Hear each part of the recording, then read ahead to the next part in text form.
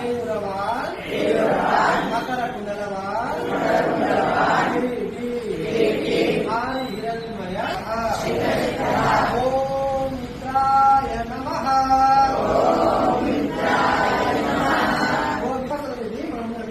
శ్వాస మామూలు ఉంచాలి. రెండోది ఊర్ధ్వ హస్తాసనము. రెండు చేతులు పైకెత్తి వంగాలే శ్వాసించుకోవాలి.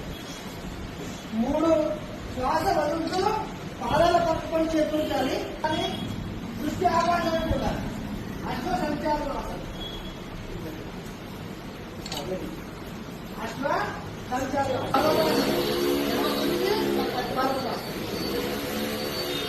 6 అత్యంగాసులు. మోకాళ్ళు జాతి ముందు నిలబడాలి. మోకాళ్ళు జాతి ముందు నిలబడాలి.